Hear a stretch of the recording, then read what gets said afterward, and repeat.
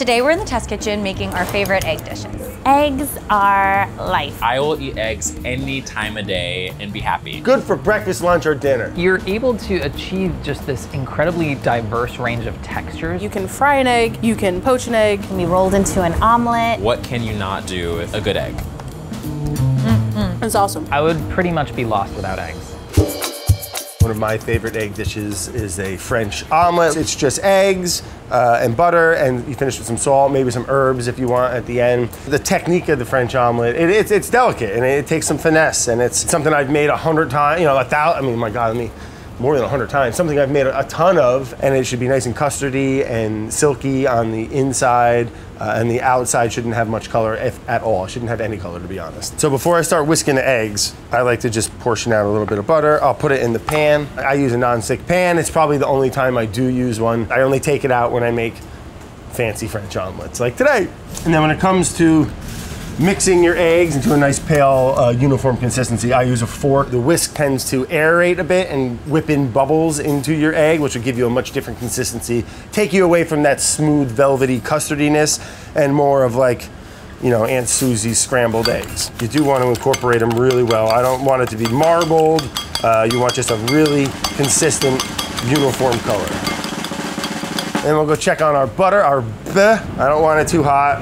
If I was on a higher temperature, I'd have walked away. We'd have brown butter. We'd be wasting butter. We'd be doing this again. Oh, here we go. Add it right in. Scrape your bowl nice. What I like to do when you make an omelet is we can even start right now. You can start to swirl the center. Start to cook that mass. Not gonna lie, it's a little bit of a challenge. And we're gonna be able to hide that. I call that the Philly flip in the oyster world, where you can hide your mistake. But no, watch, if we can just get a little flip on this, and we'll try to do a final flip on it as well, just to kiss that side there. All right, not bad for the first pancake. Second one would be better, guarantee you. It's not the prettiest, but it's gonna be delicious. And we'll put a little chive on top. I like to do a nice little polka. All right, I'm not mad at it. Let's give it a nice little cross section. Like, that's just nice. Glad it didn't pick up any color, so that's all right. Great flavor though. You really get the butter. At home, if you're gonna go making a French omelet, I even like to put some of the chives before you start to fold it on the inside. Sometimes I even microplane raw garlic. That's just me, getting a little crazy with the French omelet. But the traditional one, can't go wrong with this. The more you do it, the better you're gonna get, just like anything. So make some omelets. Today I'm gonna make a sort of like chorizo stew. What I love most about baking eggs is that it's such a slow cook. I chose to go the shakshuka-esque route just because I really appreciate that sort of like tomatoey, onion, peppery stew that you're cooking your egg in. I think that it imparts such flavor. So I have my cast iron skillet here. So we're gonna start with sauteing our onions. You want to saute them until fragrant. This is Mexican chorizo. It's made with vinegar and chilies rather than the Spanish style, which is more spice with like garlic, paprika, giving it that distinct brick color. We're getting back in shakshuka land. We're gonna add our freshly chopped tomatoes. Not that there's anything wrong with canned tomatoes, but if I have these around, I'm always gonna use fresh. I'm adding garlic powder and cumin, a little bit of salt. So it's looking stewy. I think we're ready to add our chicken stock. I want the eggs to really try to absorb some of that moisture rather than just be sitting on something. It has come to the point where I'm feeling the consistency. We're getting that shakshuka likeness. That's hot. And now I'm ready to crack my eggs. There's no need to make a well with these eggs. What we're looking for is to keep that white intact. So I don't really want to create a situation where there's room for it to seep into the stew. I have my oven on at 425. This is going to be done relatively quickly. It's looking exactly the way that we want it to. You have that sort of like set white, but you can clearly see that the yolk is still very much intact. The cotija is gonna lend more of that milky, salty flavor, where the cilantro is gonna give us a little bit of a fresh moment. So this is my shakshuka-inspired chorizo baked egg dish. It's looking really decadent. You have these other elements that really bring out our star, which is the egg. The egg is tender, the egg is still runny, but it really works here with all of those other like really big flavors. It's awesome. There's nothing else I can say about this. So today I will be showing you how to make my version of Gyeranjjim, which is a Korean souffle. You have probably seen it at Korean restaurants. It often comes in a little earthenware vessel. This is called a tukbegi or a 돌솥. Gyeranjjim is one of those basic elementary banchan everyone loves, including kids. I'm gonna actually make mine in the microwave today, and frankly, that's how a lot of Koreans make it at home. I think 3 eggs is a good amount for, 1 to 2 people for a side dish. We're going to add a little bit of the 새우젓 or salted fermented shrimp. It just brings a nice seafoody saltiness to your dish, not unlike a fish sauce. I also add a pinch of salt. It's a different salty. It's kind of like what salt versus soy sauce is. If you have chopsticks, you can fish out the little chalas of the egg. That's just the part that connects the white to the yolk. And I really like to make sure that the egg white is broken up because, sometimes they like to stay together and then you see a ribbon of white, and I'm not really down with that. Heating the water first really kind of preserves the texture of the egg in a nice way. Just slowly add the egg in. Get all your little shrimpies in there. This would be a great time to just reiterate how much I love my microwave. I know there's so many haters out there, but it's such a great tool in the kitchen. Keep an open mind. It can really unlock a lot of steps for you in the kitchen if used correctly. So the first 1.5 minutes is done. Ooh, so what I'm doing is just gently folding any egg that sticks to the side of the bowl. Just gently with your fork or chopsticks push it down, and then it will go in for another 1.5 minutes.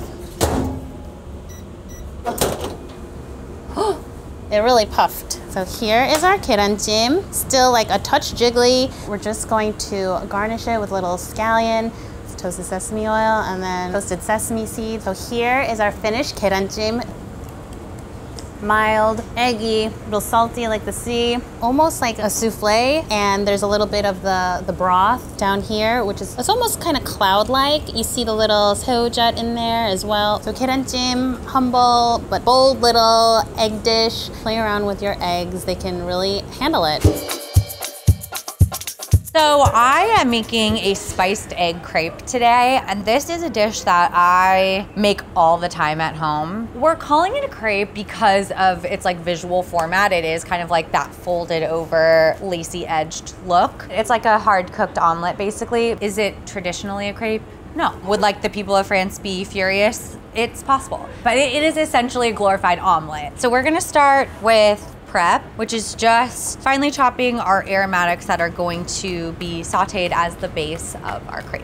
The technical title of this recipe is spiced egg crepe for one. And so what I'm really envisioning when I am slicing is how much do I want to eat? And then jalapeno. I am not gonna do seeds, and that's not for a spice reason. It's because they like get weird in the omelet. And then I'm using like mustard seeds too, and then it's just like so many seeds. To me, 2 eggs is like a normal serving.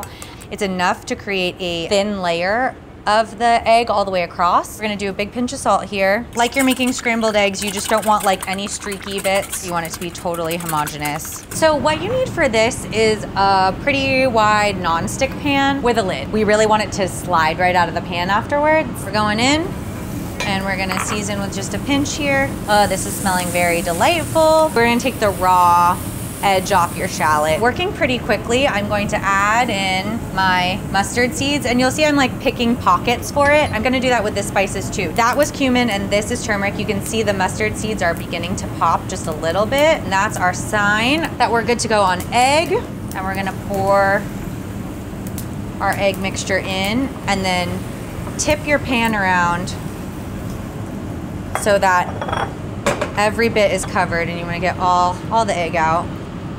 And this is gonna happen pretty quickly, but you can see that it's still a little loose on top, and that is what our lid is for. It's just gonna help set that with the steam.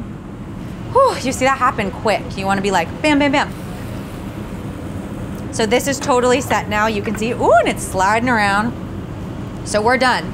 Totally sliding and like all set, no goopiness, which is great. All right, so now I'm just gonna take a little bit of lime and squeeze her on my herbs, and I can do a little bit more squeeze on my crepe as well. Oh, hear that sizzle, love. Then I put my herbs And then I fold the other half over the top. And then she gets a nice big dollop of ketchup. I came to ketchup as an egg thing as an adult. And this ketchup in particular, which is not just like sweet, plain tomato-iness. There's a lot happening in here. Chili, mustard seeds, turmeric. This is my spiced egg crepe for one. This is it. This is a dream egg meal to me. You can see just how thin that is. And it's just enough to hold all of those spices. The egg is holding everybody together. And I also love it because it feels big. If you were here for subtlety, like this is not it. We're punchy, we're vibrant, we're bright, we're a little bit spicy, we're earthy. There's the lime and the herbs on the inside, and this ketchup is bringing the sweetness.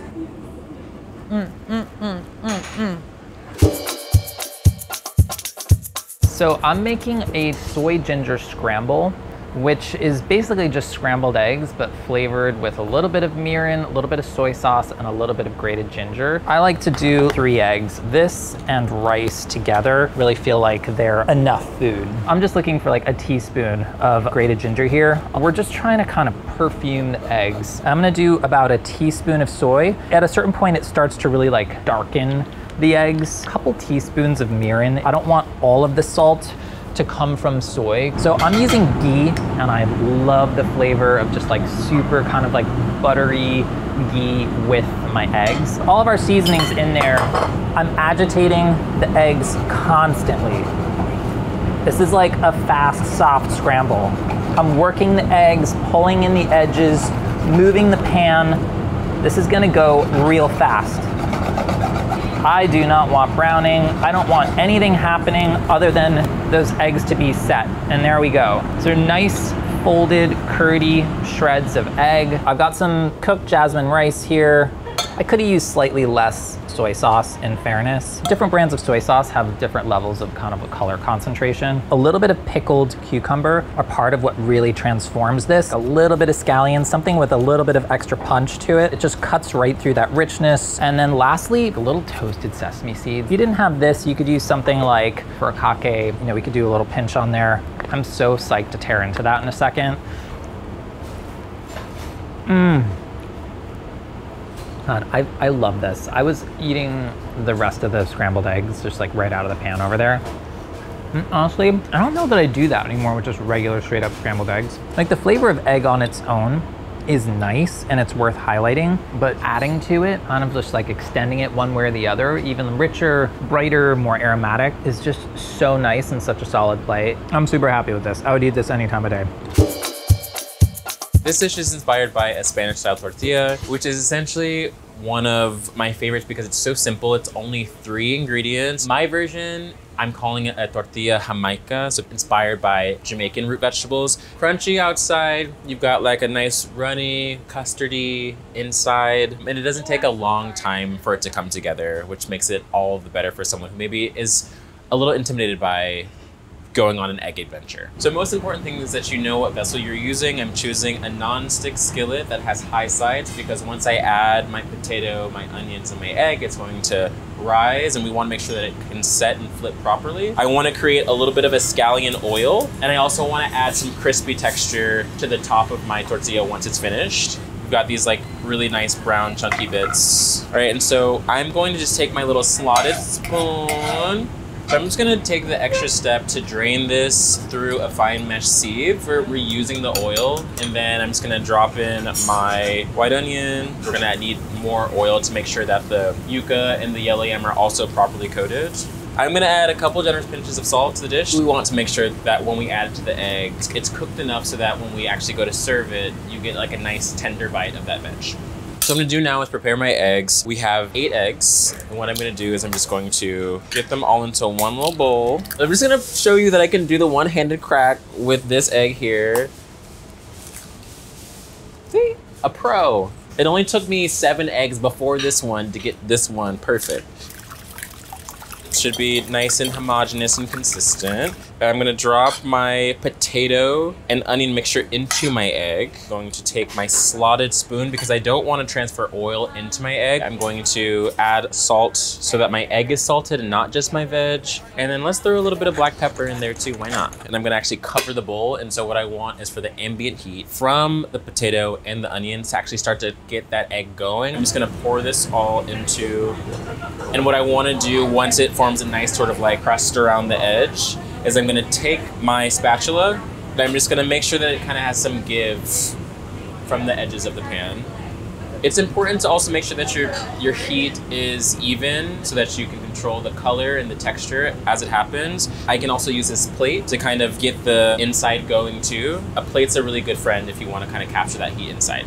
You can kind of also see if I shake it, the whole tortilla is actually moving in the pan, which is a good sign. It means that nothing is stuck. I think that we're in a good place to do our little slide moment. And what I'm actually gonna do is I'm gonna guide this onto this plate and then just flip the pan over the plate. So this can get a little messy, but it's fine. Just don't wear your favorite shirt like I did today. And we're just going to very quickly, and then this goes back over the heat.